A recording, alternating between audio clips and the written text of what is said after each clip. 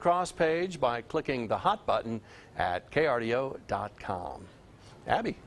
Good afternoon, John and everyone. I wanted to keep you posted on this red flag warning. It continues until 8 o'clock, and it includes much of the I-25 corridor, Fremont County, as well as many locations in the eastern plains. Stay weather aware this afternoon, and we did give you a couple of those tips just before this forecast. Remember that relative low humidity, along with just very dry fuels in general and strong winds, all play a role in our high fire danger today, so just be very cautious as you're out and about. Our fire weather forecast does a decent job of just generalizing the areas that could have some higher fire danger later on today. We pause the clock at 4 p.m. You see just to the east of Walsenburg as well as Trinidad, and just for East El Paso or East Pueblo counties, we have that elevated fire concern. So make sure you stick with us. We'll be keeping you ahead of all of those conditions.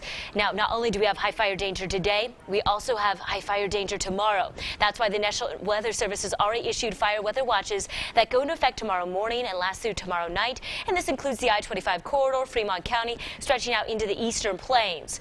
Wind speeds are in that breezy category, ranging anywhere between 10 and 25 miles an hour.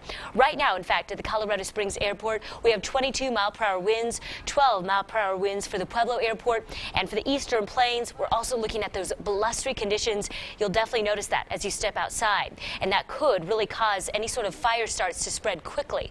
So right now, temperatures range in the 80s for the I-25 corridor. We're in the 90s for the eastern plains, 50s and the 60s for the mountains. Those warm temperatures that we're seeing in the lower elevations also contribute to that elevated fire danger.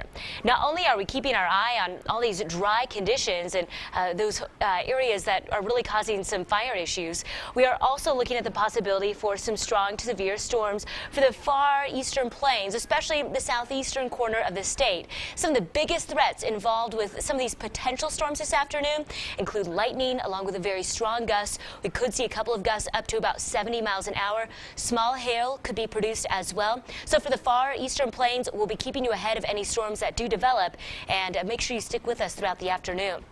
Live HA Doppler radar is showing quiet conditions for the lower elevations, but some shower activity over the Sangres and also near the western slope. Generally, these showers and storms have been moving off to the northeast and to the east throughout the day. And again, these showers and storms will take place in the mountains this afternoon, leaving the lower elevations dry. But for the far eastern plains, that's where we could see some of that shower activity. We'll start to cool those temperatures off as we head into the end of the work week, only reaching 70 degrees for your Friday behind a cold front. Over the weekend, we do have our next possibility for seeing some isolated storms on Saturday afternoon, but they look to be very spotty in nature. Sunday all the way through Tuesday, we clear things out and dry things up. In Pueblo, high temperatures will be warm tomorrow, but we'll start to cool off those temperatures by the end of the work week, and that will help mitigate some of that fire danger. Over the weekend, we'll add in a few more clouds for Saturday in the Steel City, but then we'll start to see a bit more sunshine Sunday, that lasting through Tuesday. 86 tomorrow in Canyon City, with the mid-70s for your Friday as we cool things off. In Canyon City, there is the possibility for some isolated storms Saturday afternoon, with drier weather for us Sunday all the way through Tuesday. Finally, in Teller County, 72 for tomorrow's high temperature, that relative cool down for us, only reaching the low 60s on Friday, with spotty storms possible on Saturday afternoon. We will have another look at those wind speeds and a couple live looks from across the region coming up next. All right. Remember that fire danger, you got to be extra careful out there. We don't want to see that kick up anything.